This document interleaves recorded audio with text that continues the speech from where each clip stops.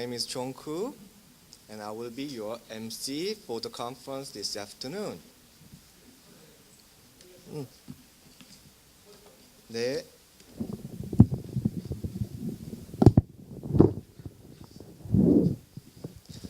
The theme of today's conference is Education Program for Architects and Architectural Engineers in Asia. Past, Present, and the Future. The conference is organized to take time to reflect on the past and steer our curriculum to better prepare our students for the future.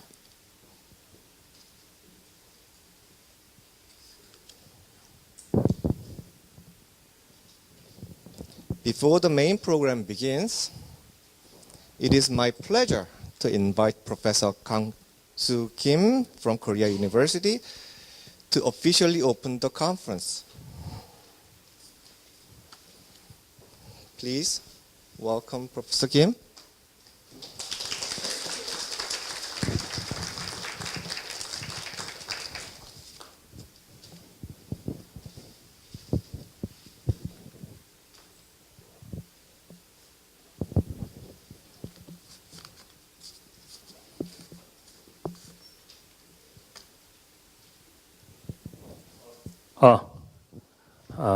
환영사, 존경하는 건축과 교유 여러분, 그리고 내외인 및 학생 여러분, 올해도 벌써 여름을 지나 오곡이 무르익는 결실의 계절인 가을의 문턱에 들어서서 날씨도 아침 저녁으로 제법 서늘하고 다가오는 쾌적한 날씨에 대한 기대감은 더욱 큰 것 같습니다.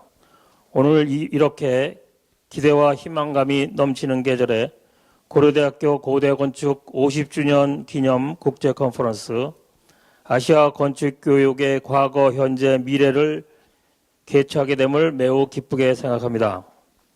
민족의 대학 고려대학교는 국가가 어려운 시절에 국가와 민족을 위한 교육 부흥의 소명을 받고 나라를 위하여 불철주야 노력을 아끼지 않고 달려왔습니다. 고려대학교 건축과는 1964년 12월 건축공학과로 개설되어 이듬해 육사학번을 첫 신입생을 받은 이래 다양한 변화의 과정을 겪었습니다.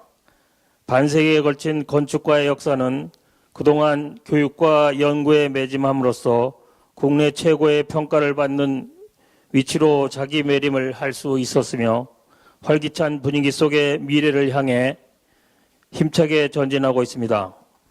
본 국제 컨퍼런스의 주제는 아시아 건축 교육의 과거, 현재, 미래인데 아시아의 도시 및 건축에서 다양한 기후, 자연환경, 문화, 기술이 어우러져서 도시 및 건축 환경을 창출했다고 볼 수 있고 따라서 이를 교육과 연계하여 발표하고 토론하는 자리는 매우 뜻깊다고 할 수 있습니다. 즉 현재의 건축 및 건축 교육뿐 아니라 앞으로 50년의 의식주 생활 공간 및 도시 환경은 자연을 포용하는 공간, 생명의 공간, 쾌적하고 건강한 미래 지향적인 공간이 되어야 한다고 생각을 해봅니다.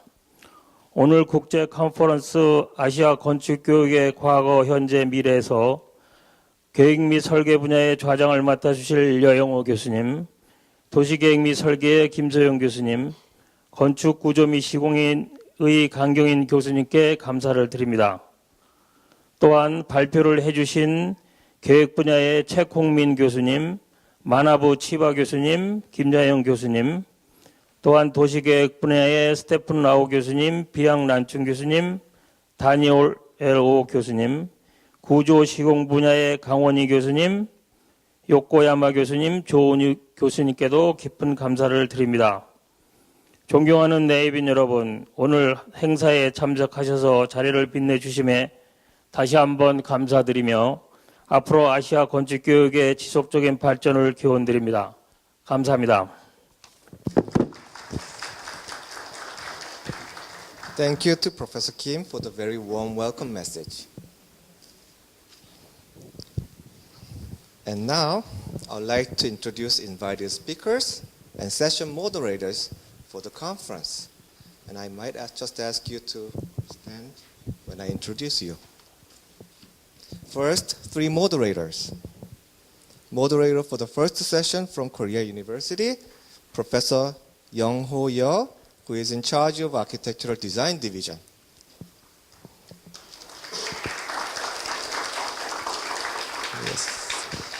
And the moderator for the second session from Korea University, Professor Se-Yong Kim, who is in charge of Urban Planning Division and also is the director of Korea University Management Office.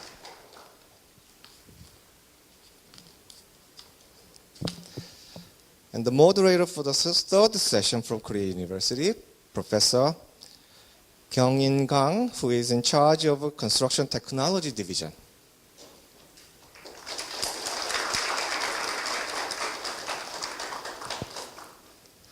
Now I'd like to introduce 9 invited speakers from 4 different countries, Korea, Japan, Singapore, and Australia, who are here to present their education programs for architectural engineering students. 3 speakers are invited for the first session, dedicated to architectural design. First, from National University of Singapore, Professor Chia Kok Min.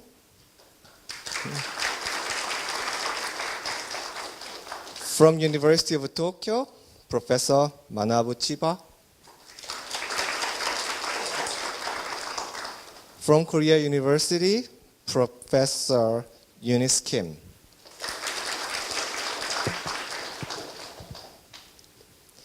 Three speakers are also invited for the second session dedicated to urban planning. From Hong Kong University, Professor Stefan Lau.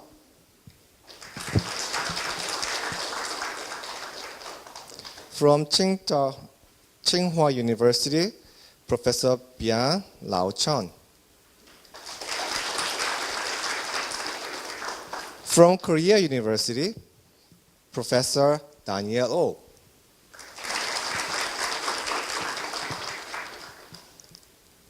Now 3 invited speakers for the third session dedicated to construction technologies. From University of Western Sydney, Professor Won Hee Kang.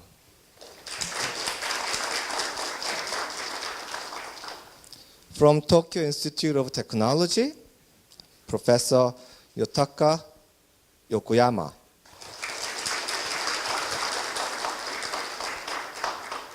From Korea University, Professor Hun-hee Jo.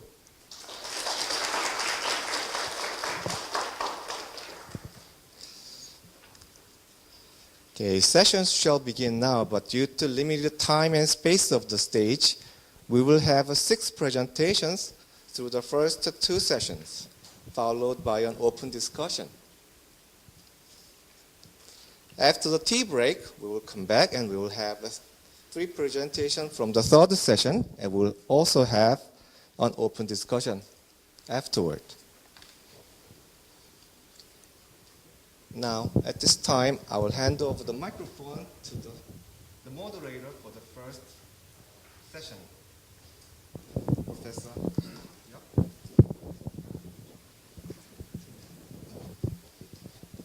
반갑습니다.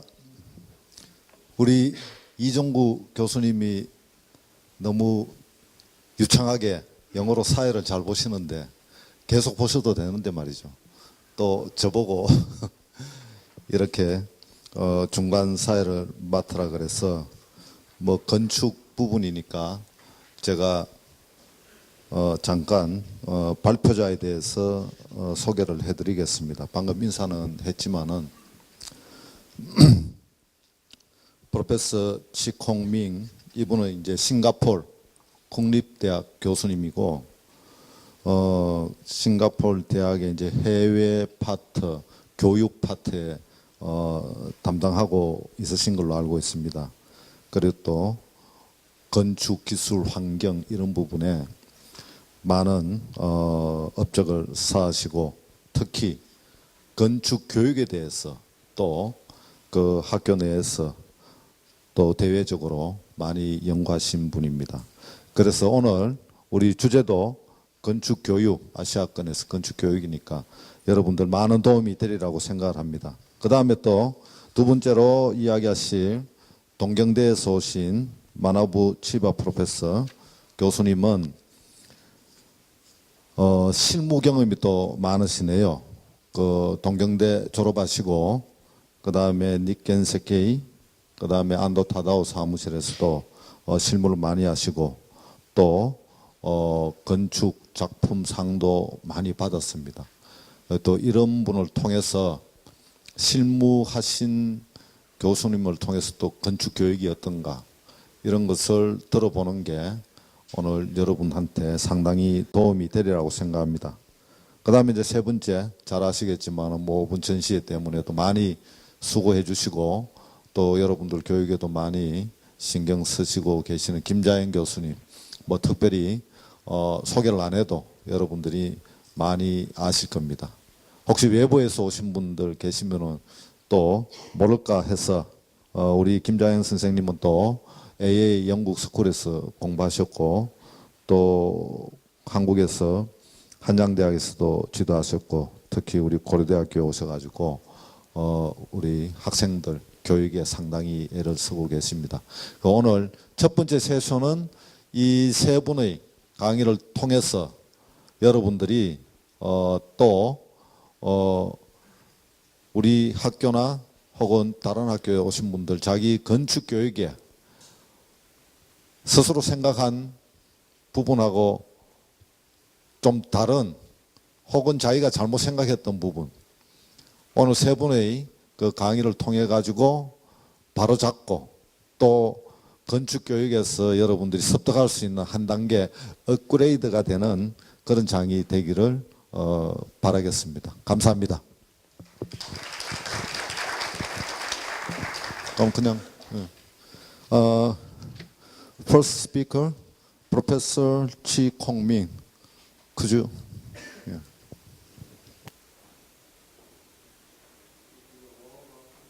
Okay, once again, please give a warm welcome to Professor Ming. Hi. First, thank you to Korean University for inviting me to share some ideas with you on education. What I'm going to talk about is something that I've sort of reflected on my past, on present, and then projecting the future and what I think is important. I think I'm talking about mindset and values as part of architectural education. Very much often when we talk about curriculum development, it is the content and also about developing ability in students. And very much values and mindset are implicit in the program, but I'm going to stress that it should be something explicit. It should be something conscious, that it should be explained, and it should be reflected in the process of teaching design. So this is what I'd like to share with you in this 25 minutes of slides. I think in the last 10 years, architectural schools throughout the world, not just Asia, are confronted with these challenges and these conditions at the doorstep. Top of the list, climate change, and then of course everybody knows the rapid urbanism that's going on in Asia. In its wake, issues of environmental degradation, issues of population segregation, issues of livability, finite resources, air quality, whole list of challenges. And of course, dealing with a new generation of students who are born in the IT age. We call them digital natives because they come with their own set of learning abilities, having born into the whole sort of a wireless environment. And that poses a learning challenge coupled with the global practices of architectural design, the use of technology, the use of digital technology. All this pose a really big change in the architectural education scene. So like all schools, we, in the last 10 years, revised our curriculum, introduced new modules, dealing with new knowledge, new content, new ability for students to deploy new techniques. So these are all ongoing in the curriculum development. Singapore is part of the same playing field as Korea or any Asian countries. We have our own contextual problem situated as a little red dot in the Southeast Asia. We are very small, 720 square meters, density about 7,000 people per square kilometers, and a population of about 5 million.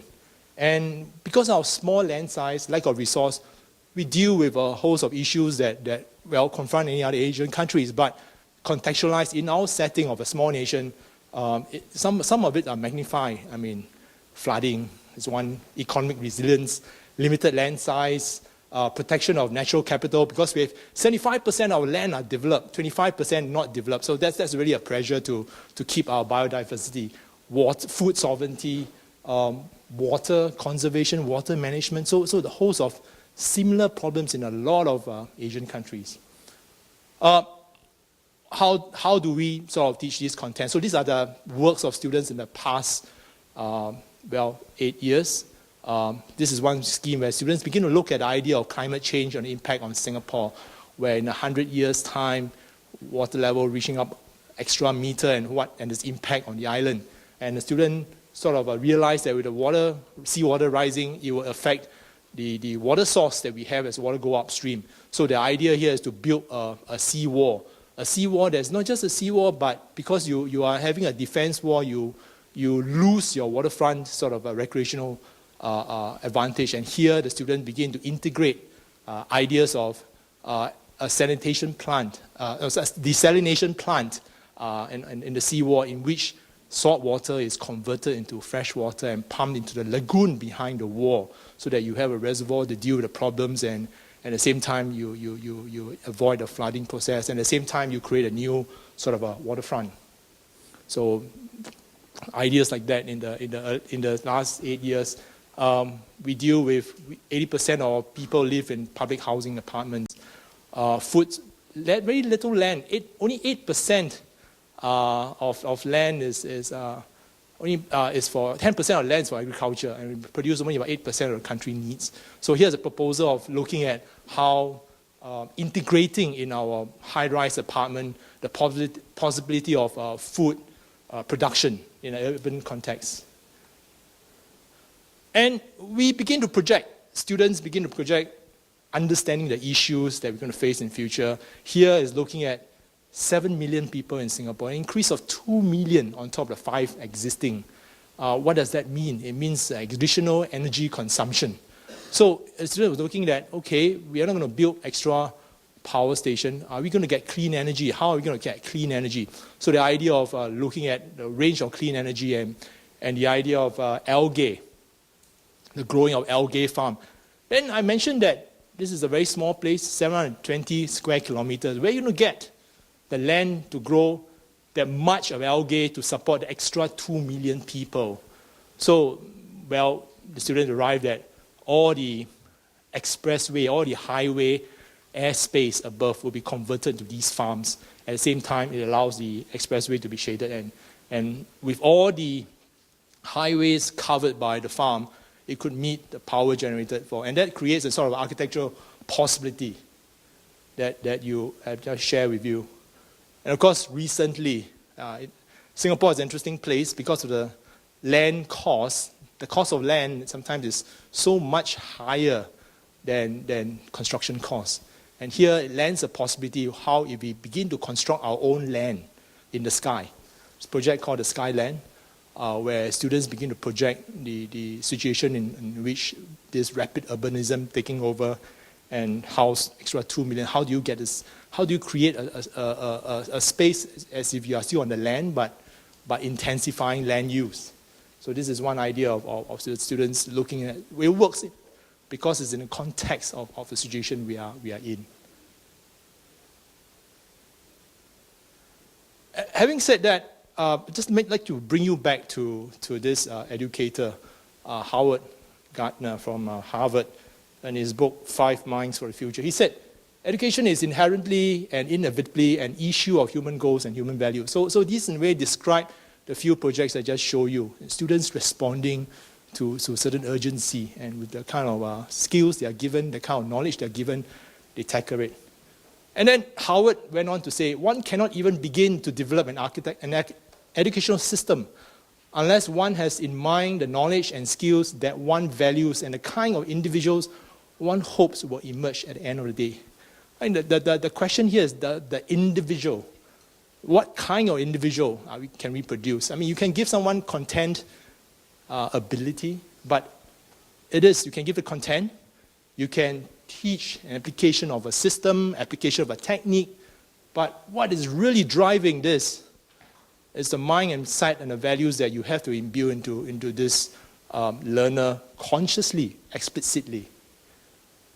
I have 6 ideas here, just through observation over the years, that I think are mindsets and values that are important for an architectural student as they confront the future, because there are different sets of challenges, there are also conditionals, changes in the future.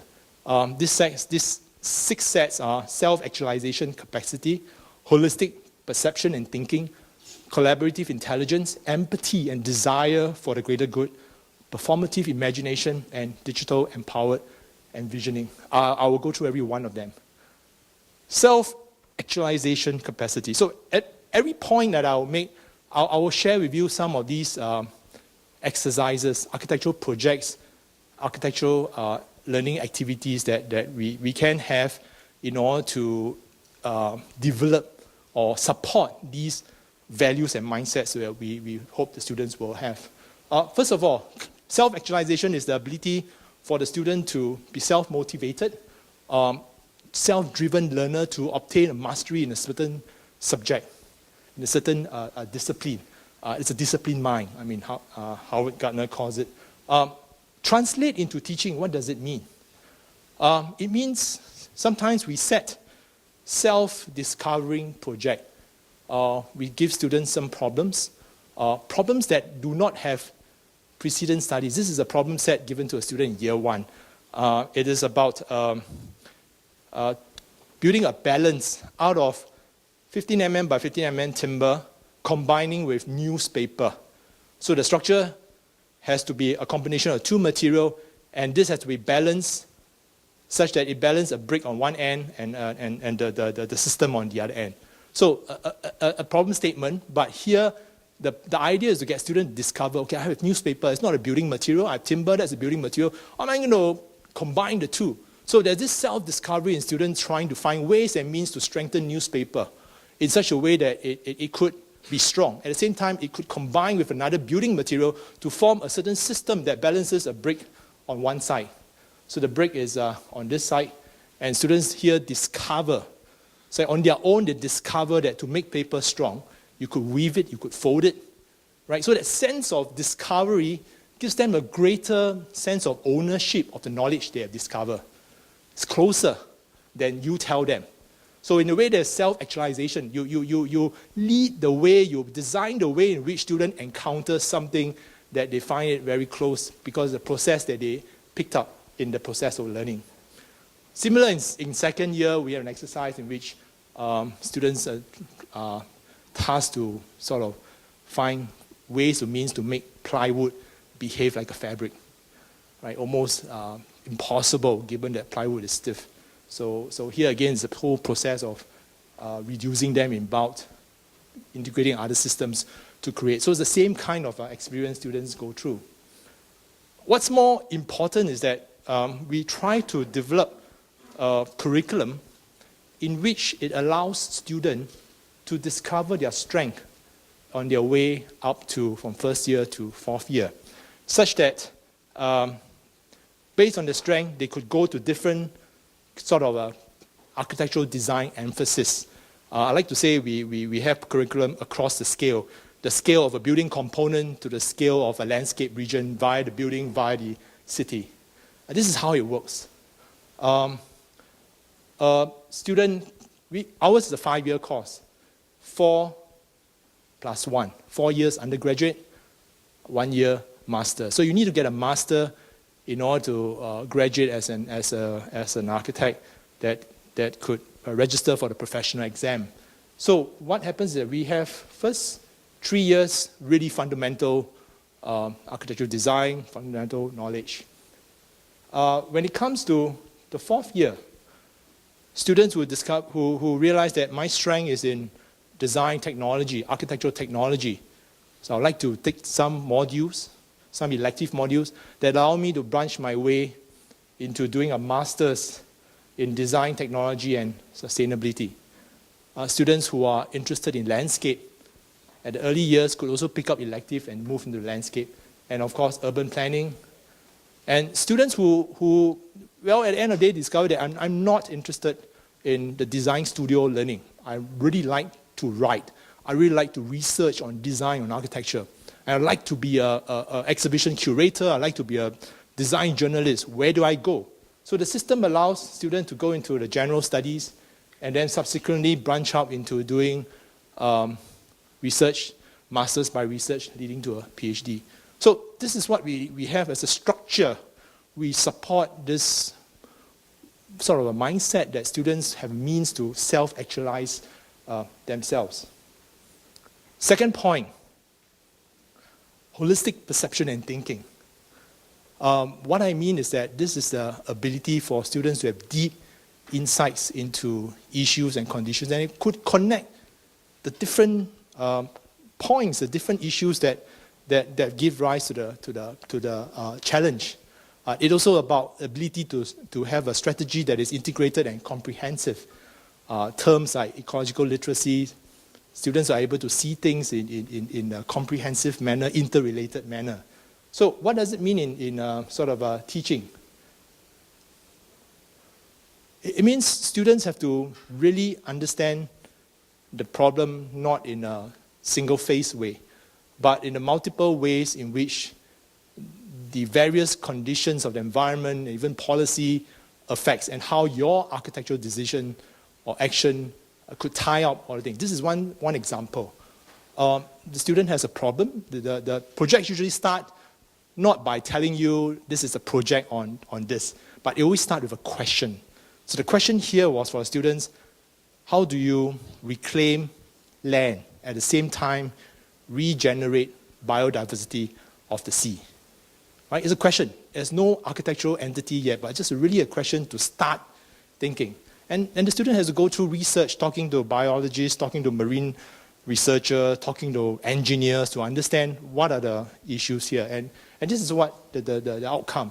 This is a piece of land in which is a park. So the idea here is that the park will be shifted onto this reclaimed floating land. And here, intensifying development can take place. Right? So once this is a new park, but it is done in such a way that it is a floating land. And they are studied in such a way that they are of a certain parcel that light penetrates through this land, through this canal, such that productive landscape of fish farming, other forms of fish ecology could be established on the site of land reclaim. So something that's conflicting, land reclamation and generating biodiversity, it sounds like conflicting two entities, but come together here to create one possible architectural answer. That's holistic thinking. Let me tell you a story. This is by my friend Kevin Mark Loh from Malaysia. Story of two architects tasked to design an aquarium. Architect A took out a seashell like that, a Nautilus seashell, and said the aquarium will be like the seashell, with all the compartments there, one featuring fish from the Pacific, one featuring fish from the pond, fish from the lakes, etc. That's the ideal aquarium. The second architect took the trouble to understand what the sea is about. The sea has a tide. Tide changes the landscape. The sea looks different at day, sea looks different at night. The sea has deep ecology, shallow water. So his architectural response was that this is going to be an aquarium that during low tide, I could walk across the water to the place. Right? During high tide, water could get into the building to show the changes in tide. Museums open day and night to show the different kind of colors and setting in which one experiences the sea. The gallery is such that you walk spiraling down to enjoy the deep sea aquarium and the shallow ones in which you can really sort of walk and touch. So the question here is really about holistic thinking. So defining the problem and understanding the extent of the conditions and the content behind the problem really drives up a new architectural sort of possibility. Something else, we also create platforms, international platforms in which students and faculty members interact and understand big dimensions of here, the Vertical City Asia. Professor Shiba is also part of the team that work on this, where we invite Asian schools and various schools from over the world to come and examine Asia urbanization challenges. It's been running for 4 years. Each year we will examine a city and students will come up with design schemes, design models to help solve this urbanization problem. But from many angles, we have landscape architect involved, landscape student, we have urban student, architectural student, engineers, all a multidisciplinary team to look. And what we have produced really is mounted on the website to be shared. Essays, design schemes are all mounted on the website as a way to share this holistic and comprehensive idea of looking at urbanism. So it's a big team of international. Wang Shu is in the picture. Last year we had Sejima being one of the jury members. Collaborative intelligence.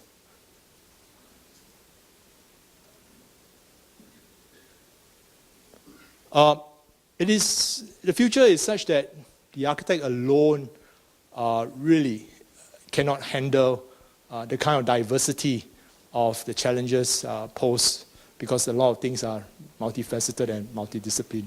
So what's really important is for the architect to have the leadership and the ability to work effectively with others, harnessing their disparate information and contribution to objectify your design solution. It also means that you have the ability to make sense of that wide range of information coming from all over a place, to organize them in a useful way for your design endeavor. So what it means in practice, in teaching, is that sometimes we create problems, design problems for students to solve. Here is a problem in which we ask the question, small pieces of cardboard, not big ones. Big ones, of course, you can. Small pieces of cardboard, how would you group them together in such a way? Small pieces of cardboard, about 3 inch by 1 inch pieces of cardboard. How do you group them together such that they could form a 1.5 meter span supporting 6 liters of water? So at an early age, they learn how to collaborate. Of course, this is a year 1 assignment. They collaborate among themselves. But here begin the idea of respecting ideas. Students will work together, group, teamwork. But we emphasize that what's important here is that this is really part of, construction assignment. But we make sure that there is a debrief at the end of it, and not just talk about the content or the structural principle, but about the dynamics between people. It's important to emphasize that sort of a collaborative intelligence we stress about. On a more expensive level, we have the solar house that was built in Datong last year, the Solar Decathlon 2013 in China. This is a multidisciplinary effort. I think most schools have that kind of a collaboration, working with engineers, building scientists, architects, and even business students to develop a solar house, really a zero energy house. So this is the building. This is the people responsible, all 30 of them. Expensive project, but in terms of value, I think it's really certainly enhanced these students' content and capacity, and also the mindset of a collaborative intelligence. Empathy and desire for greater good. Empathy is a mindset that as designer, we should put ourselves in the shoes of others, or work with others to really understand the problems that they face. Right? You can't be an armchair designer, not going down to site, not meeting your client, not meeting people who will be using your building, and imagine how they will use it. That's no go, really. You have to engage, right? This is about the engagement. And this is really about cultivating a desire to produce design actions with an ethical dimension. That means doing good, right? And a lot of schools have that. I mean, service learning. Service learning is like we have service learning in Phnom Penh, Cambodia, where students went down there to build a set of furniture. 1 minute left. Furniture. And this is the, and also students in Philippines engaging with villagers to propose models of flood resilience building. Right? And a story of 3 bricklayers is simple. We want students who, when you ask the student, like a first bricklayer, what are you building? I'm building a wall. Ask the second student, what are you building? I'm building a school. Third bricklayer said, I'm building a place to inspire the young people to change the world. So what kind of bricklayer do you want to be? Right? Okay, so not just overseas, but locally we engage with NGOs, ministry here looking at possibly a nursing home. Performative imagination. It's really a culture mindset here that values design excellence arising from performance-driven objectivity, contextual underpinning, and technical inventiveness. Form follows function in a way. Right? In a way that your design intent has to be very clear and how that translates into a solution that is beautiful, at the same time meets the needs of the people. We do things like we integrate design studio with support module with design content. This is a construction module in which students learn to cast concrete, but in the process of designing a ventilation block in such a way that they consider airflow as well as how the handling of drainage is being managed. Right? I'll skip this. At a big scale, students look at culture. This is the idea. This is the challenge of a tentage in Singapore. The same tent is used for different festivals. Here, students looking at a possibility of a tent that could adapt itself for different festival and provide different space for these functions. Last point, digital empowered envisioning, very much a spin-off from the previous point. Here is we are looking at the digital natives. I'm a digital immigrant. In other words, I'm born, I was trained with hand-drawn drawings, handmade models, and then into the face of the digital domain. Most of you are born into the digital domain, digital natives. So your mode of learning, your mode of engaging, I would think is very different. And that's where the challenge here between the educator and the students. Right? And the more important, of course, is the ability to think design and craft by harnessing and integrating creative power of the digital technology. This is an example of how students using scripting. The problem set is a simple 10 meters by 10 meters cube that create a shadow dance within the space. Different times of the day, so through scripting, through simulation, and modeling, various answers are found. Examples of how students question the post and beam system using a module in which the wall and the floor are optimized as a structural component, using simulation tools to enable them to work out the answer. But what's more important, just one last story, the story of 75% efficiency. We want students who could use tools, but also could exercise a value judgment. Here's a story where this student created a whole facade of sun shading that's 100% efficient in blocking out the daylight, blocking out the sunlight, the harsh sun heat. But he looks back and says, hey, that's not the facade I want. It's not aesthetically beautiful. Okay, let's start to reduce the components. He started to compose and reduce until he reached 75%. He says, at 75% efficiency, I like the facade. But I asked him, why 75%? He says, at 75%, I know that the light is going to come in the evening and the early morning. People will appreciate that kind of light quality. We can live with that. That's the kind of students we want, that could make those judgments. Even tools tell them that 100% is the best result. 75% is where he's going to do the compromise for better reason. Okay? So these are the 6 points. To end with a quote, and this quote was in 2006 by ACSA, and what is important here is that the statement here really reflects what we are looking at is developing a set of mindset and values to govern the deployment of your content knowledge, as well as your ability to use a technique. On this note, thank you.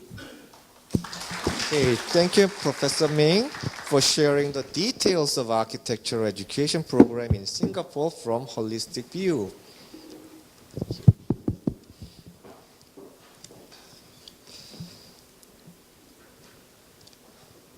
Now I'd like to introduce the second speaker for the first session.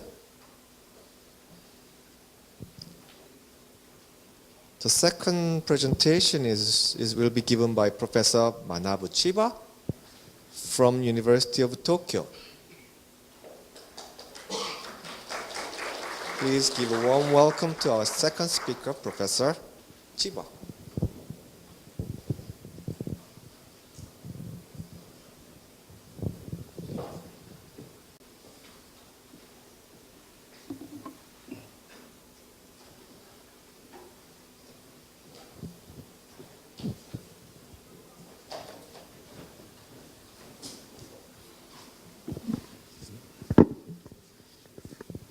Good afternoon.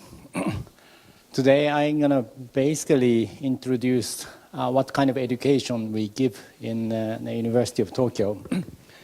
And this, oh, sorry. I'm not used to this. This is the main campus of our university. And this is the main gate. And this area is basically the Faculty of Engineering. And an architectural department belongs to Faculty of Engineering in Japan. And this area is basically the Faculty of Engineering, and an architectural department locates just here. And this is the main, very symbolic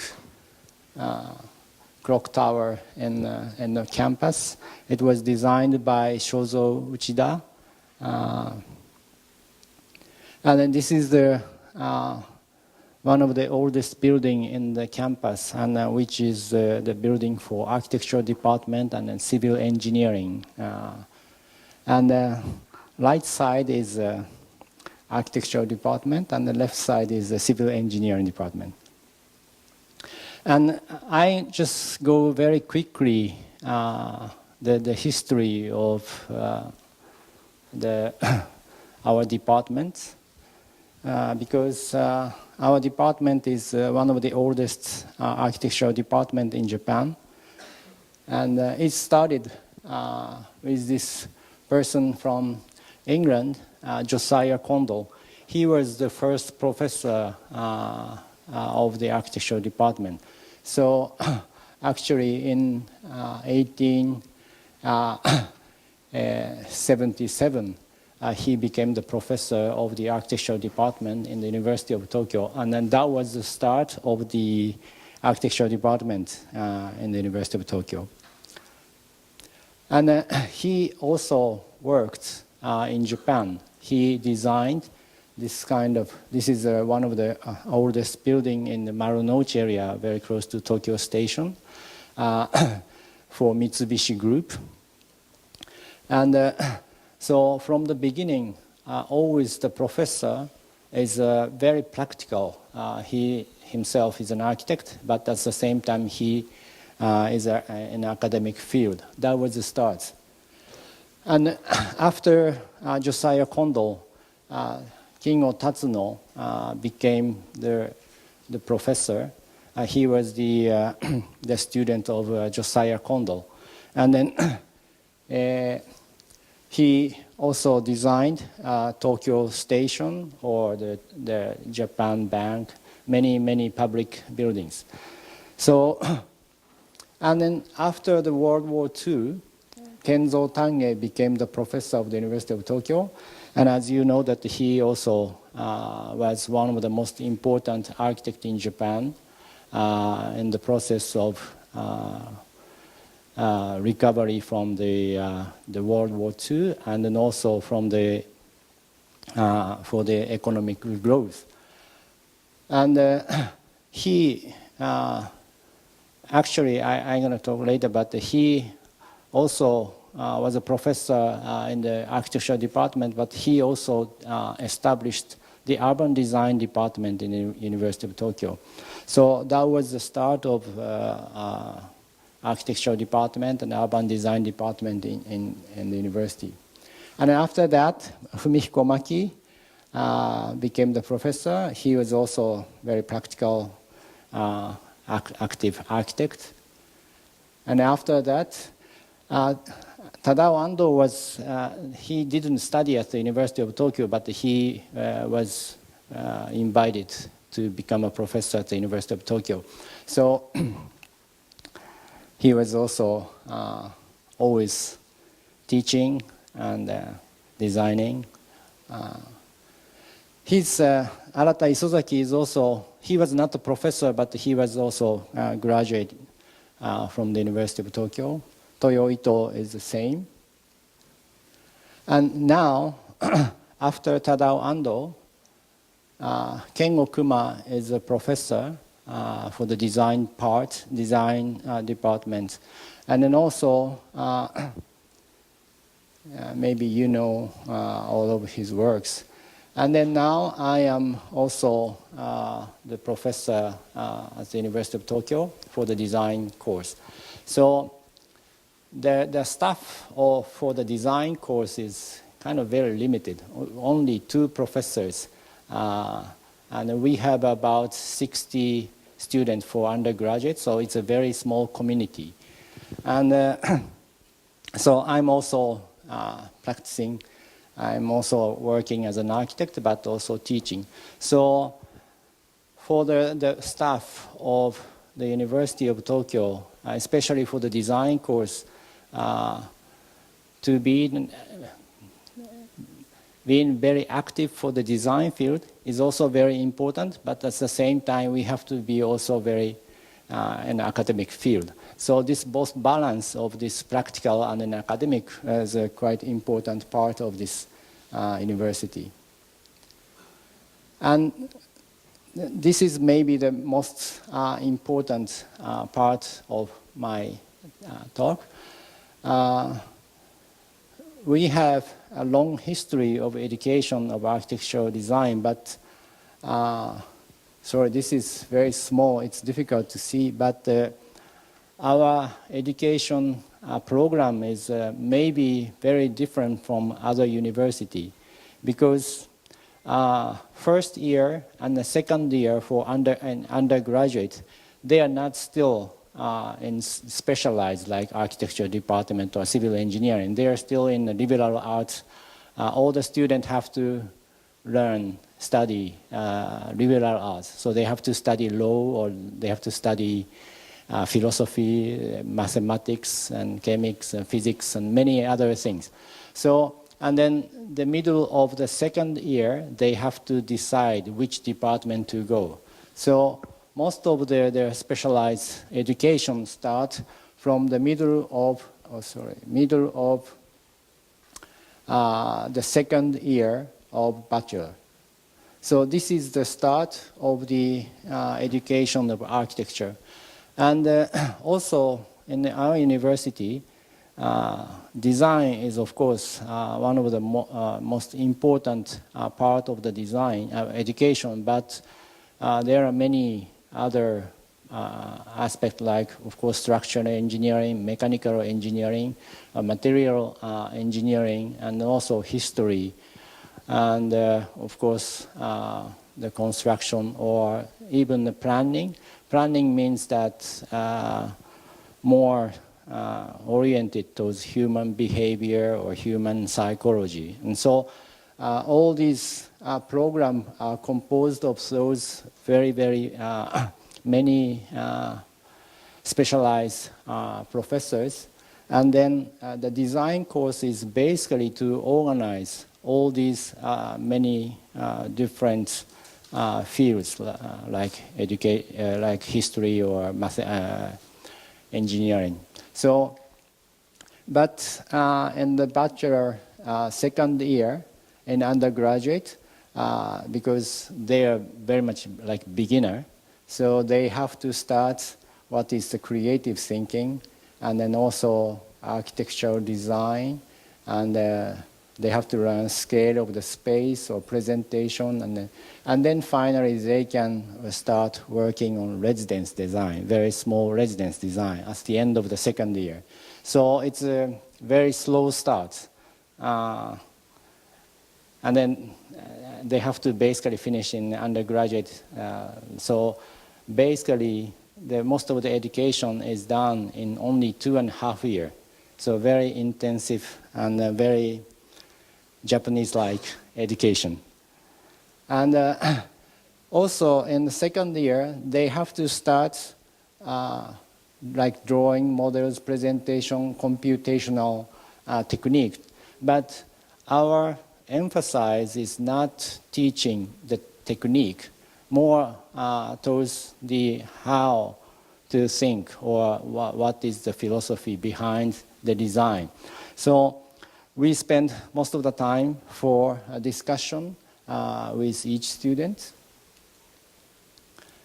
Even in the beginning of the education, they have to, instead of using computer, they have to use the hand drafting, very, very, in a way, authentic and classic method of education.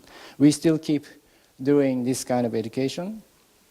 And of course, they have to make work on models, sometimes computer, but we encourage basically them to work on their hands and very primitive way.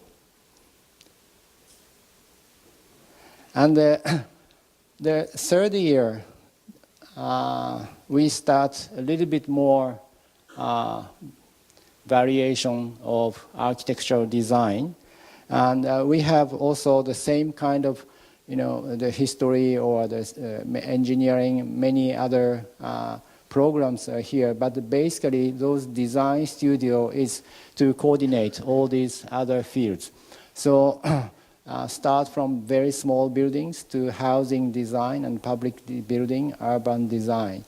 And then each program, each year we discuss a lot about what we should teach there, what is the theme behind this design for small buildings, for instance. And for instance, here we just, what they have to design is a very small buildings, but basically they have to think about, learn how to read the context or how to read the behavior of the human. So this kind of very intensive discussion and then design course is done in this fourth semester.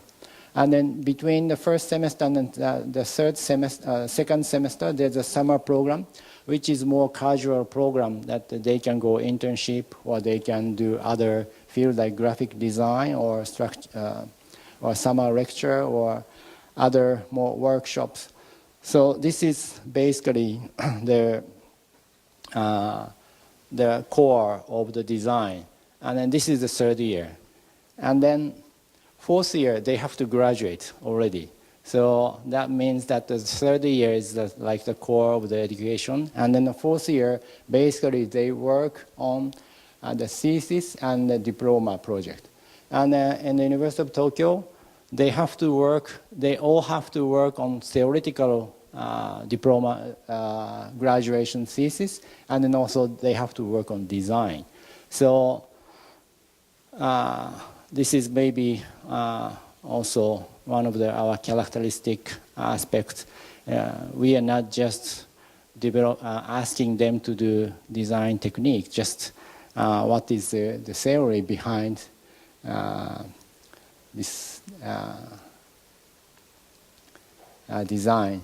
So, and also through this design process, one semester is spent for studio program, which is organized by all the professors of the department. So sometimes historian make a design project, sometimes structural engineer give a design project.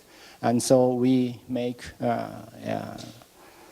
interdiscipline discussion here. So the design studio is basically with very primitive way and always a discussion with professors. Sometimes we, of course, invite professors, Toyo Ito, for the critique. And this final critique is most important time for discussion. And then most of the question that we give is like why that design is necessary or why this kind of program is necessary for this society. And also, beside this kind of design course, we have other design course like lighting design or furniture design, which also is necessary for the architectural design. So this is also organized by Kaoru Mende or Fujie Kazuko. So these are the like lighting design, furniture design. And then graduation,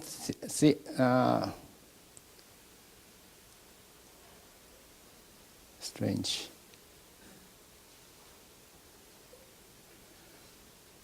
Yeah. And also for the graduation design project, then they cannot just do design. They have to have more technical aspects or more structural aspect, and then all these many aspects of the architecture we try to talk with them. And we also have a big design critique with the other universities, like University of I don't know the name, but anyway, other universities. We sometimes invite the other university from Asia, and we have this kind of event. Oh, sorry, this is strange. Now we are also reorganizing this design course in a little bit different way with Ken Okuma and also myself, and then we are now inviting Yusuke Obuchi. He was the director of the AA school in London. And then because we have to think about this digital, of course, and many initiative or sustainable. Now in the design field, there are many topics to discuss, to think about. So we are now reorganizing this whole topic, which is quite important now, and then reorganize all this through design course. This is Professor Obuchi. We invited him from London as a professor, and we also opened up this design laboratory, and this place also became the center of the design course. So in this course, this kind of digital fabrication is the main topic. So in the design course, very authentic and classic education, and then this kind of digital fabrication, parametric design, always in the same field and then same discussion field. Sometimes, of course, we make this kind of the real model in the campus. And of course other activities like the inter-university design studio, exhibitions, symposium. We invited Hiroshi Hara, Arata Isozaki, Fumihiko Maki, and then we had the same kind of discussion that actually we are doing now. We talk about education for the future with all these architects. And of course publishing. But after 3.11, this terrible disaster in the Tohoku region in Japan, that really affects the framework of architectural design. This disaster was really enormous, and that's destroy most of the community, most of the small towns in the northern part of Japan. And we are still in the process of recovery from this disaster. But this disaster is a big impact for the architectural education because how do we live with this nature is a big issue now, especially in Japan, earthquake or this kind of tsunami or lots of rainfalls. And so how do we make a sustainable city, or how do we make a sustainable community, or how do we make sustainable society? This kind of issue became really big. And then also we are questioning our education method was good in the past. So after this, we are now reorganizing. This is, maybe all you know this. We are organizing a lot of network of the design architects, also the universities and education institutes, and also design program too. And then this is one of the, this is not just our university, but this is one of the network that we are organizing after the earthquake called Arcade. This was organized by many universities all over Japan, basically to support this disaster.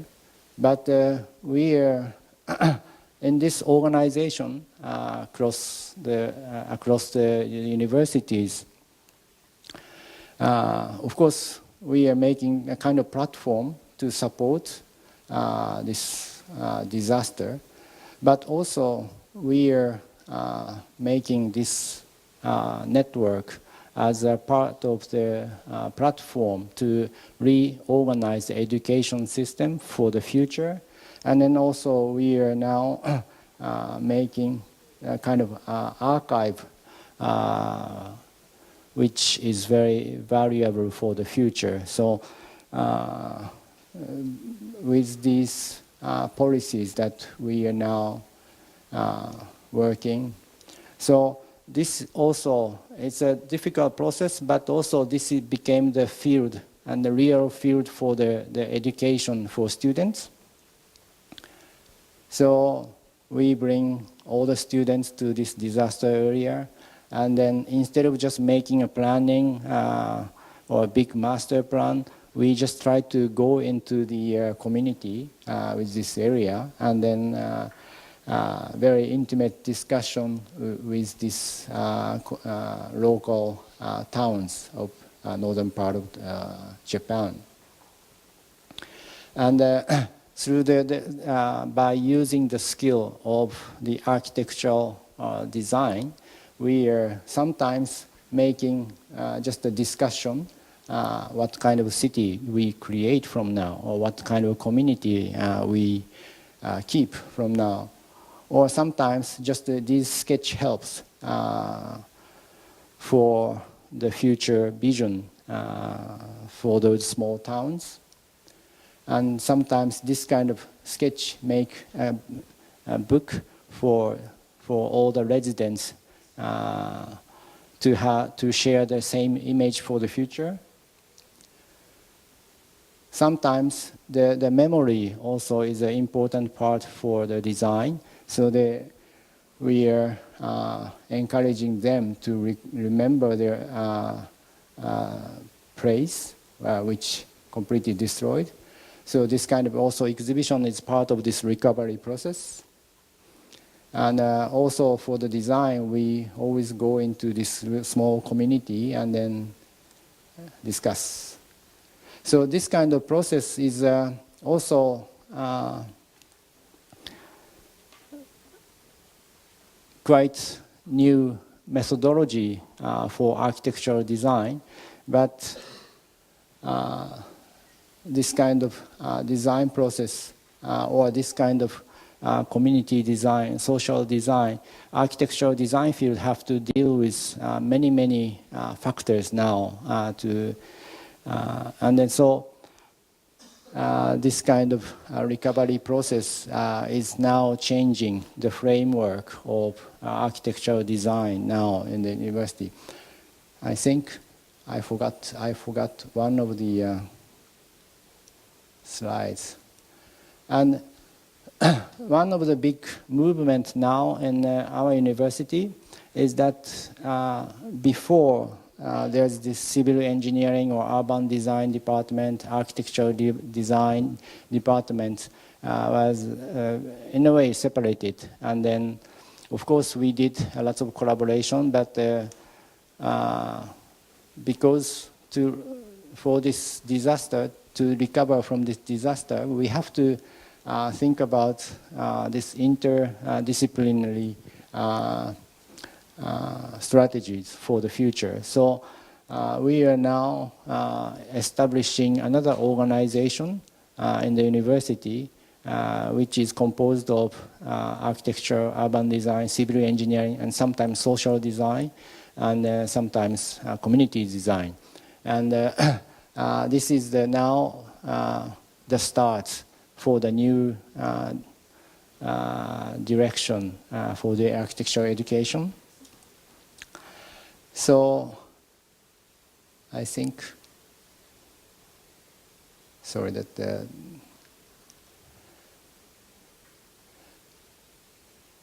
so in our department we always discuss what do we have to teach to the students, and what kind of environment do we have to make for students, and what kind of methodology we should teach. And then even sometimes we question what is the role of the architect or what is the role of the designer in the future. And we try to be, in a way, very flexible always to change this educational system according to the social situation, social structure.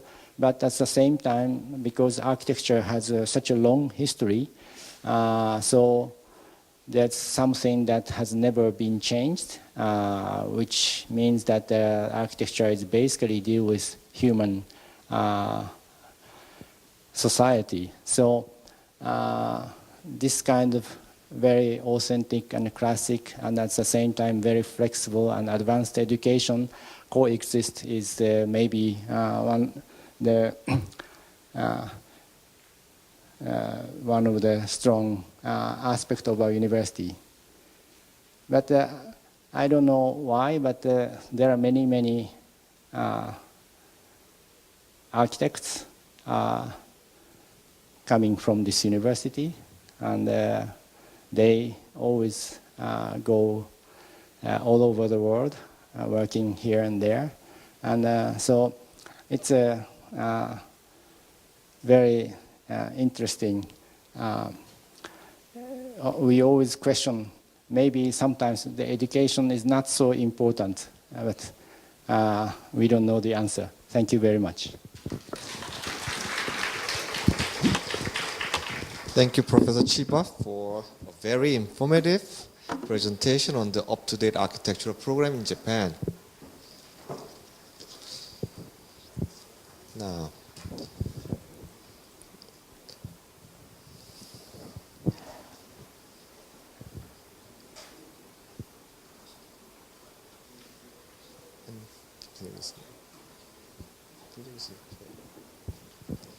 yeah. The third presentation, the title of the third presentation is Unrevealed. And it will be given by Professor Eunice from Korea University. Please give a warm welcome to Professor Kim.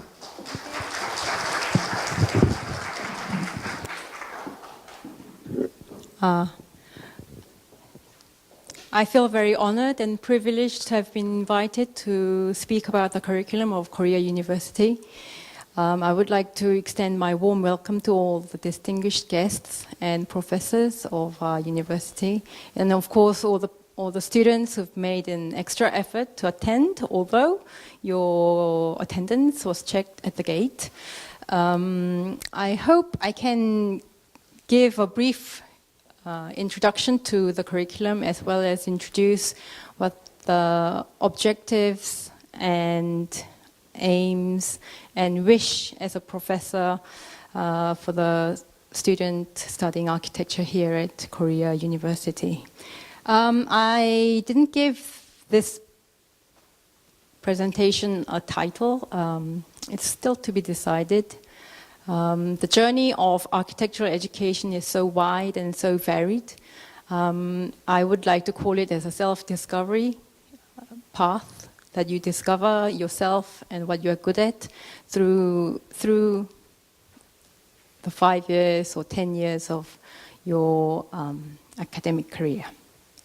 Okay. So here is a picture of the main building that is often shown as the building of Korea University, but we work very far from this building, as you know. And more pictures of the university and how students work on model and how Professor Ye spends time with design students during design tutorials. And I got the introduction from the homepage, the website. And we run a 5-year curriculum, which is totally independent from architectural engineering. And this is very unique, arrangement between architecture and architectural engineering. Other universities often run a common course for first years, and students decide at the beginning of the second year whether they would like to study architecture, design, or architectural engineering. But at Korea University, students actually enroll or they are admitted into a separate department. So we start our lives quite separately. I move on.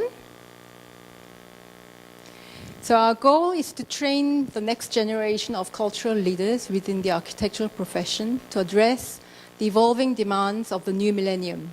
The academic sequence is structured to equip each student with the following abilities. So in the lower years, we give them the fundamental knowledge in architecture.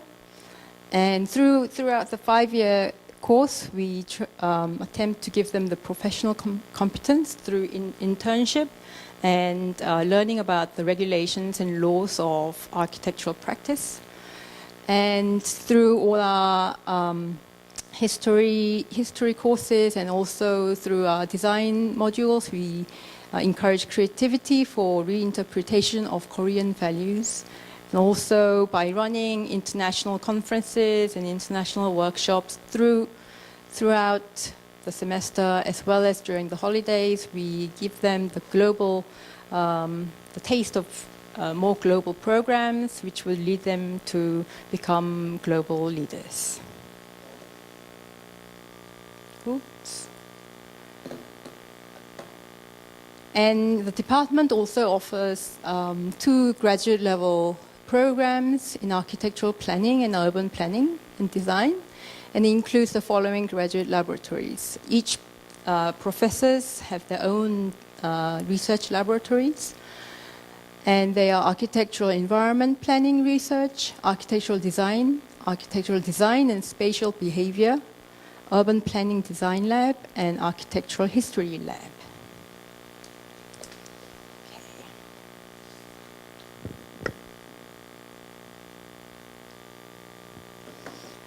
And the undergraduate program, which leads to Bachelor of Architecture, is a 5-year program accredited by the Korean Architectural Accreditation Board, KAAB. And we've been running this program since 2003. And architectural design studios begin in the second year following the introductory design courses for first-year students. Okay, I'll move on swiftly to other pages with pictures. I have 2 more pages. A carefully structured curriculum reflects the department's pedagogic objectives of instilling fundamental knowledge and professional competence, fostering creativity and global competitiveness for each graduate. Each year we take about 45 students, and currently there are 254 undergraduate students and 44 graduate level students. And at present, there have been over 2,700 graduates undergraduate level and 593 master's level and 79 PhD graduates. Okay, I think I've covered the next page also. Okay, I will show you the facilities. There are lecture theatres, we have a photographic studio, the CAD lab and exhibition hall, and department meeting rooms and office. And each studio with about 12 students, we have a studio space where students work day and night, and this is where they have their class and they work and they produce their design projects. And we have lecture theatres or classrooms for theory classes. And we have a model making workshop, which should be in operation next semester. And we have a resource library. Besides the central library and the science library, we have our own resource library, which has, I believe, about over 500 books and magazines updated regularly, monthly basis. And it's open just for architecture students. There's a separate drafting room for first years, and then a small exhibition and seminar room adjacent to the studio space. And this is the curriculum.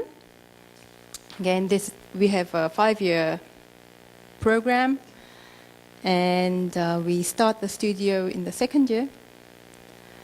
And the scale of the project is fairly small, dealing with a house, leading to the graduation studio, where the scale gets very bigger to an urban scale, which I will illustrate with students' work later in the slides. And just like, I think there is a similarity between the the beginning stage of the curriculum with Tokyo University, that first year students are having to take mathematics and physics, algebra and physics experiments as the core module. But there is a continuing efforts from our department to make those subjects as an elective module, so that students can still choose to take maths and physics, but they are more open to take design-based modules from the School of Design. So maybe from the new students from 2015, they will not be forced to take algebra and physics. And here is a brief history of the department. As you know, this is our 50th year, so the department was founded in 1963 with the first admission in 1964. And there was a first graduation in 1968. And we evolved from College of Science and Engineering to College of Science to College of Engineering. So there is a change of words and order here. And we started to take separate admission to architecture and architectural engineering from 2003. And from 2003, again, we have the 5-year architecture major and 4-year architectural engineering major. And in 2007, the architecture department separated from the architectural engineering, being a department of architecture. And we admitted first students to Department of Architecture from 2009, and we were accredited in 2011, and we have admitted the 50th freshman in 2013. And here are the pictures of the current teaching faculty. Professor Kim Kang-soo, who gave you the opening address, Professor Yeo Young-ho, who spoke at the beginning, and Professor Lee Kyung-hun, who teaches programming and behavior, Professor Kim Se-young, teaching urban planning, Professor Kim Hyun-sup, who teaches history. He's on sabbatical. One of the reasons why I'm having to give you this presentation. And I teach architectural design, and we have other foreign faculty members. Professor Fabio Daccaro from Italy, teaching design. Professor Laurent Pereira from Belgium, teaching design. Professor Santiago Alvarez, teaching design. And Professor Daniel O, teaching urban planning. There are about 6 adjunct professors and 30 lecturers invited from various different fields of architectural practice to participate in our teaching curriculum. And here is an outline of the route the graduates can take from the moment they graduate.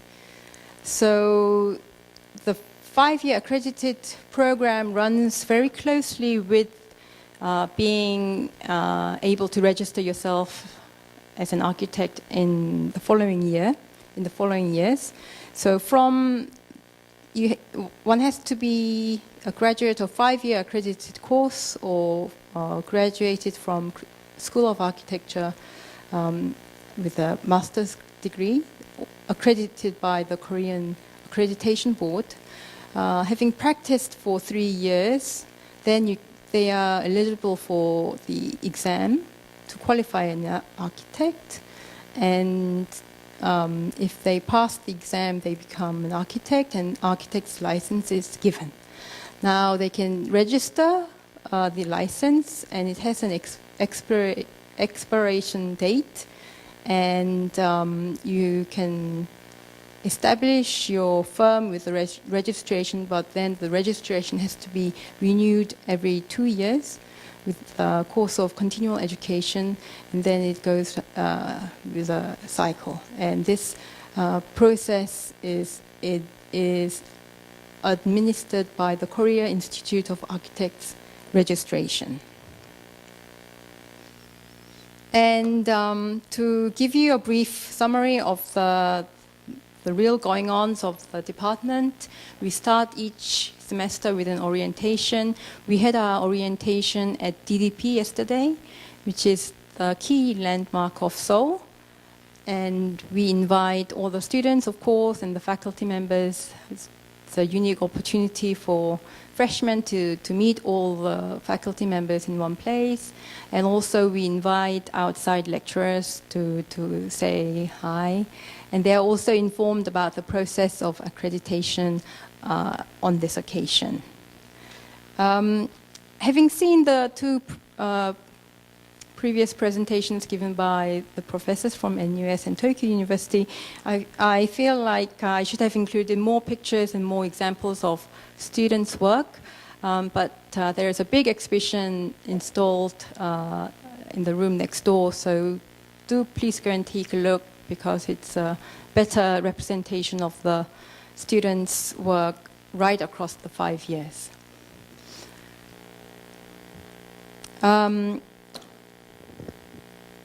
Architecture students, when the students start as a first-year student in the Department of Architecture, most high school graduates in Korea are non-art based. So they have to be introduced to represent their ideas and thoughts in an artistic way. So we take them through more fundamental and basic levels of representation and sketching and making things. And we also take them through different experiments for them to take, so they get more hands-on experiments and experience, and get their hands messy, and start to elaborate something two-dimensional into three-dimensional, which will eventually become an architectural design. And on the other hand, I encourage students to study architectural drawings very closely and to produce large-scale models in order to understand how the spaces work within one design, one project. The projection is very faint.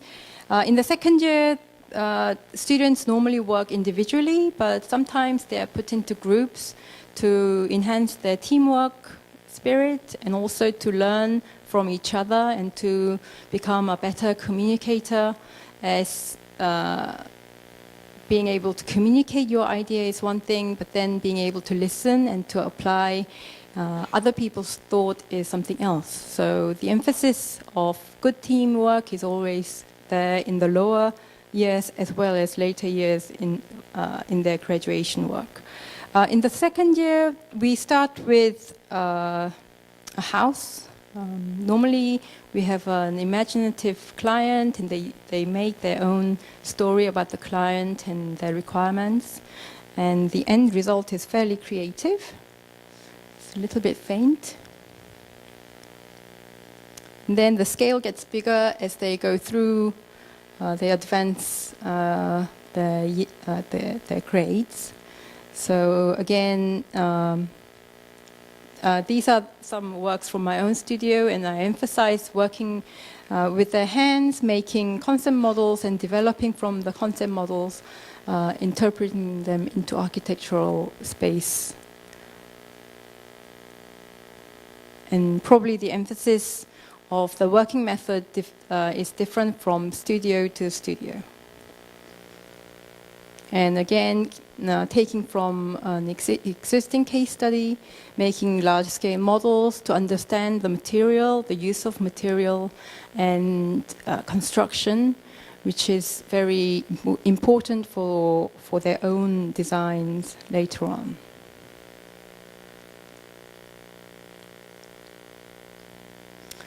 And from fourth year onwards, the scope of the project is at an urban scale. So students take an area, maybe a rundown area in Seoul, usually, to make a new plan or to regenerate that area as a residential area. So the understanding of the site is very important. And also sometimes when there is an opportunity, we try to introduce them to the existing local communities to communicate the problems or their wishes for their residential area, which will be applied in their design projects. And the scale gets larger and larger, and this is more like looking into the future. For fifth year studio, I ran a studio where we had to project 40 years on from when we were carrying this project out. When this is the site currently used by the American Army base in Yongsan. And this is a project to design the site as a public park, which will be used in 2050. And as you can see, the scale of the project is very large, and they are very competent with how they progress with the entire site, something architectural as well as landscape.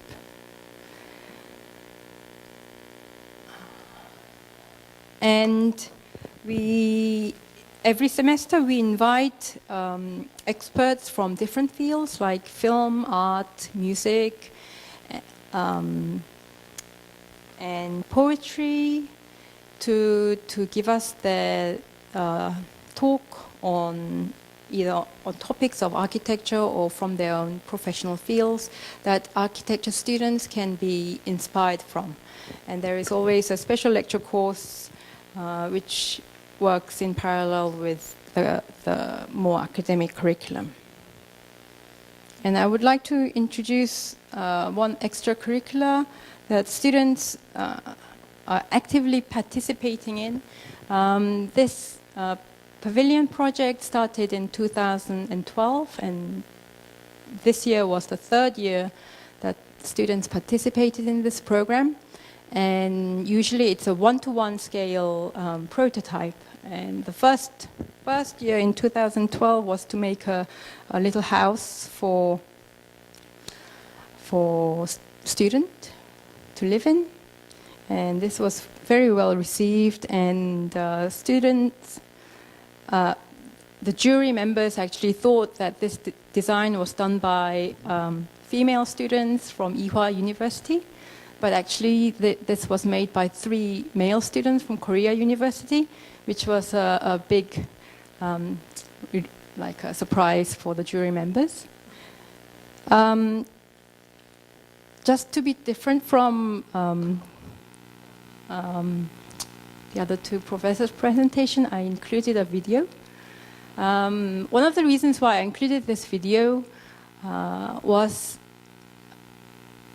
to illustrate that students take pleasure in designing and making things, and also to encourage students to participate in these design projects so that you will be able to share your talents and your time with the general public and other people who will be your future clients.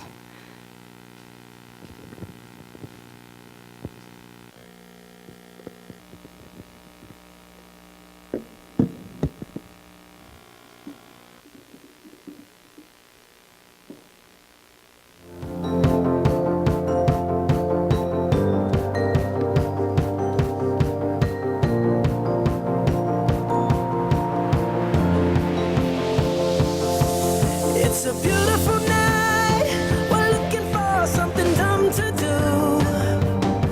Hey, baby, I think I wanna marry you. Is it the look in your eyes, or is it this dancing juice? Who cares, baby? I think I wanna marry you. Well, I know this little chapel on the boulevard. The more balloons that went into the structure, we had bigger and bigger room being made. And this was in the streets of Korea University, so there were many visitors. And as the visitors moved the balloons, the structure actually responded in an unexpected way. So there was a participation from the visitors.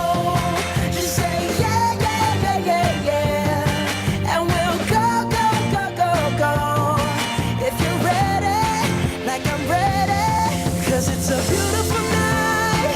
We're looking for something dumb to do. Hey, baby, I think I wanna marry you.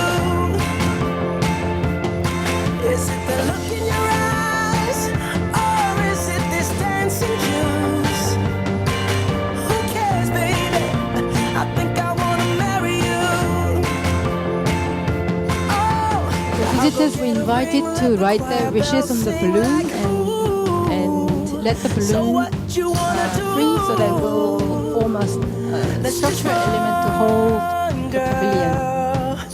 If we wake up and you wanna break up, that's cool. No, I won't blame you.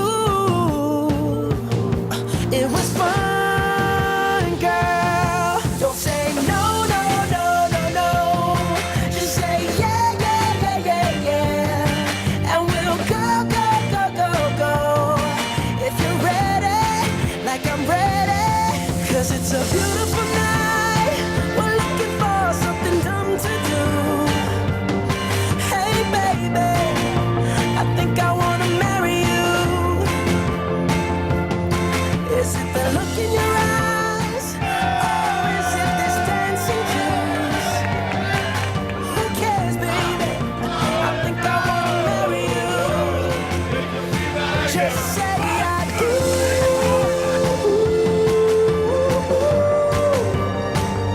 Tell me right now, baby. Tell me right now, baby. Baby, just say I do.